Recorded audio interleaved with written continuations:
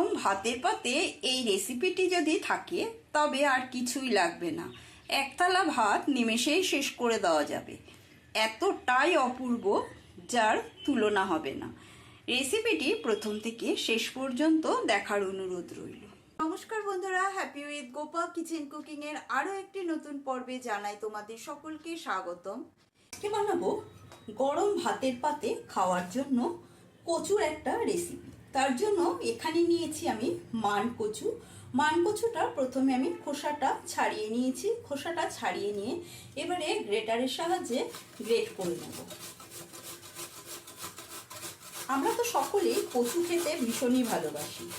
আজকে আমি কিভাবে কচু রেসিপিটি বানাবো প্রথম থেকে শেষ পর্যন্ত দেখার অনুরোধ করব। কচুটা সম্পূর্ণ গ্রেটারের সাহায্যে গ্রেট করে নেব।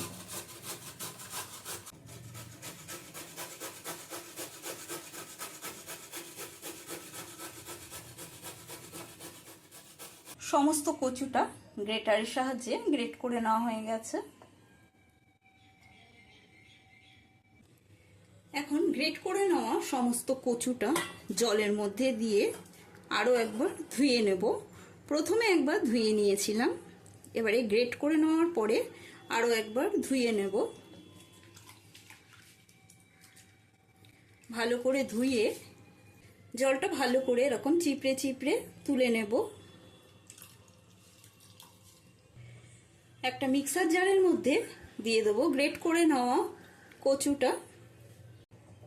কচুটা দিয়ে এবারে এর মধ্যে দিয়ে দিচ্ছি লবণ। মিক্সারের ঢাকনাটা বন্ধ করে এটা পেস্ট বানিয়ে নেব। গ্রেট করে নেওয়া কচুটা পেস্ট করে নেওয়া হয়ে গেছে। এবারে সমস্ত কচু একটা প্লেটে ঢেলে নিচ্ছি। কচুর পেস্টটা নামিয়ে নেওয়ার পরে ওই মিক্সার জারের মধ্যে দিয়ে দিচ্ছি 6 কোয়া রসুন। কচুর পরিমাণটা বুঝে তোমরা রসুনটা ব্যবহার করবে, কম বেশি কতটা কচু নিয়েছো। আর নিচ্ছি এখানে 8-9টা কাঁচা লঙ্কা। ঝালটাও নিজেদের পরিমাণ বুঝে ব্যবহার করবে, তবে কচু তো একটু ঝাল হলে বেশি ভালো হয়। আর দিয়ে দিচ্ছি 1 চামচ সাদা তিল। দিয়ে দেবো সামান্য জল। এবার এটাও পেস্ট বানিয়ে নেব। রসুন, কাঁচা লঙ্কা আর তিল পেস্ট করে নেওয়া হয়ে গেছে।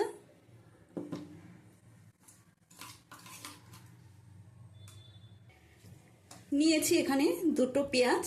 পেঁয়াজটা মাঝখান দিয়ে ফালি করে 4টে টুকরো করে নিয়েছি। এবারে এই পেঁয়াজটা ঝিরিঝিরি করে কুচিয়ে নেব। এই কচুর রেসিপিটা বানিয়ে খেয়ে দেখবে এক থালা গরম ভাত খাওয়া হয়ে যাবে। এতটাই অপূর্ব হয় এই কচুর রেসিপি। সমস্ত পেঁয়াজগুলো কেটে নেব। সমস্ত পেঁয়াজ কুচি করে কেটে নেওয়া হয়ে গেছে। গ্যাসে একটা কড়াই বসিয়েছি। কড়াইয়ের মধ্যে দিয়ে দেবো বেশ কিছুটা সর্ষের তেল। সর্ষের তেলটা গরম হয়ে গেলে ফোড়নে দিয়ে দিচ্ছি একটা শুকনো লঙ্কা। শুকনো লঙ্কাটা সামান্য একটু নেড়ে চেড়ে নিয়ে এর মধ্যে দিয়ে দেব কুচিয়ে নেওয়া পেঁয়াজ।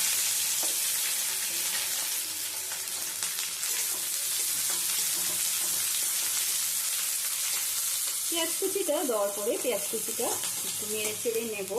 এবারে এর মধ্যে আমি দিয়ে দেব সামান্য লবণ দিয়ে দিচ্ছি, যাতে পেঁয়াজটা তাড়াতাড়ি নরম হয়ে যায়।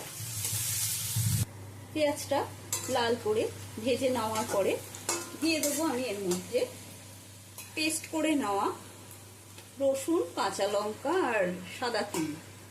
এই সাদা তিলটা দেওয়াতে কচুর স্বাদটা কিন্তু আরো বেড়ে যাবে।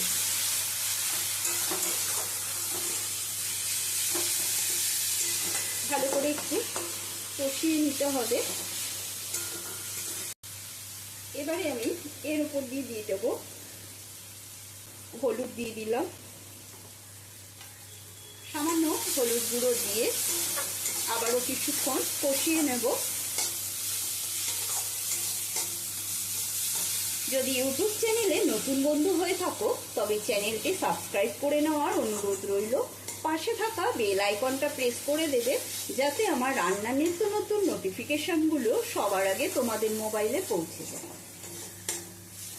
ভালো করে মশলাটা কষিয়ে নেওয়ার পর আমি এর মধ্যে দিয়ে দেব পেস্ট করে নেওয়া কচুটা।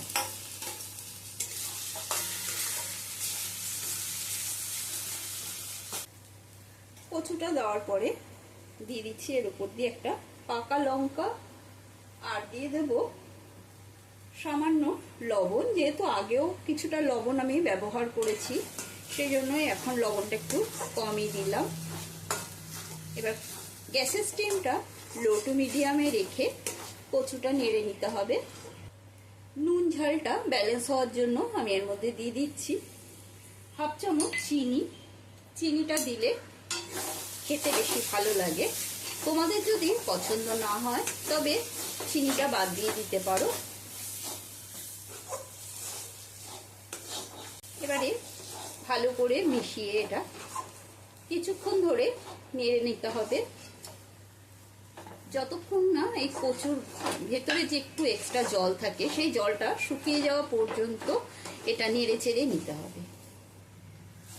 যখন দেখবে কচুটা কড়াই থেকে এরকম ছেড়ে ছেড়ে এসছে, উঠে যাচ্ছে, দেখো আর লেগে ধরছে না, তখনই মনে করবে কচুটা কড়াইতে নেড়ে চেড়ে নেওয়া হয়ে গেছে।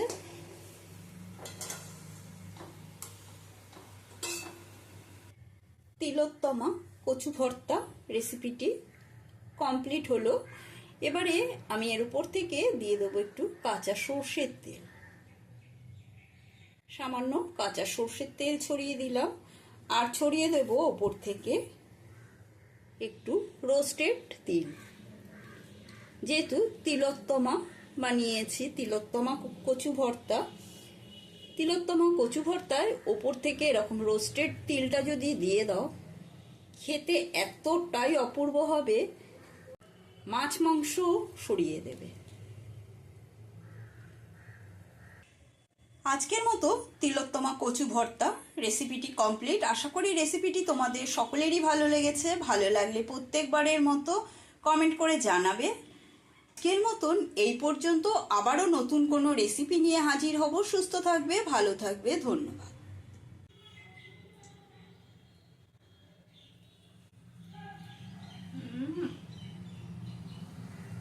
দারুণ হয়েছে, পুরো ফাটাফাটি।